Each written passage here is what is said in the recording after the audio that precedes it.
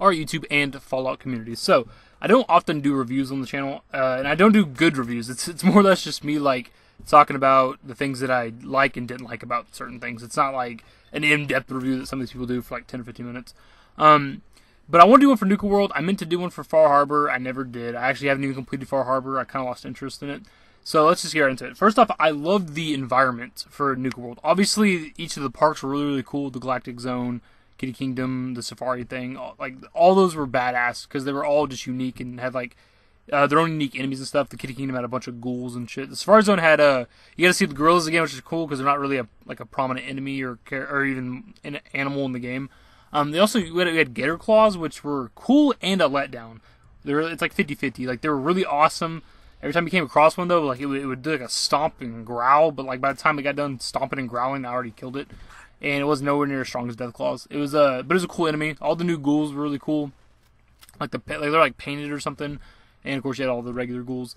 But the environment was something that I really, really liked. Outside of the parks, it's a lot of open area between locations. It reminded me a lot of Fallout 3, Fallout 3 is a lot of barren open wasteland. There's a lot of space between locations.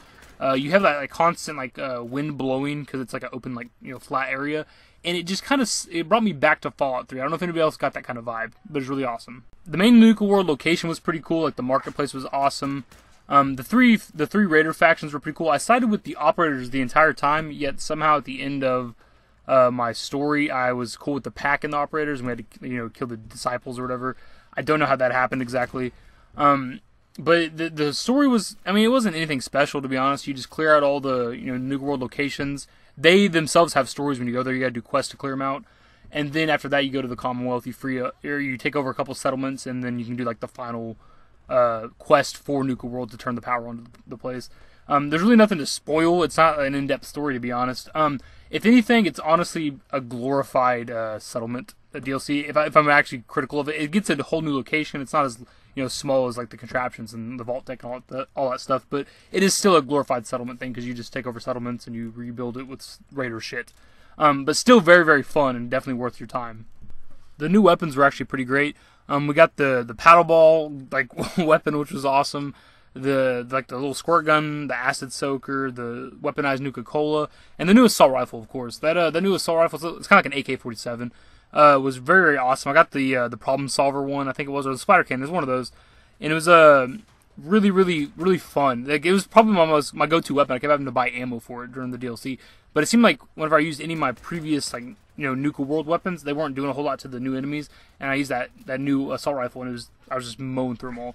So that's my go-to thing when it comes to DLCs, especially for Fallout and stuff. Is I'm always interested, even though the new location and quests are awesome, the weapons are what are the most compelling to me. All in all, I'd say it's the best DLC for Fallout 4.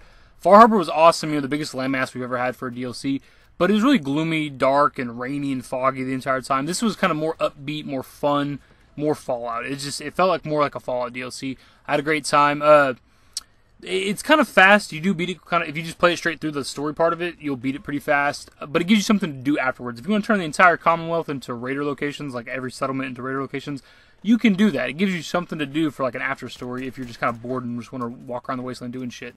I never got the notion that it's truly evil, because all you really got to do is kill people at locations at the settlements if you want to be evil or talk them out of it. That's if their idea of killing everybody at these locations was being evil, I could do that anyway without the need of Nuka-World, But other than that, it was pretty great. It was cool to join up with Raiders finally after all these years of playing Fallout. And again, like I said, it's definitely worth your time of playing, guys. If you haven't bought it or checked it out yet, definitely do that. Later.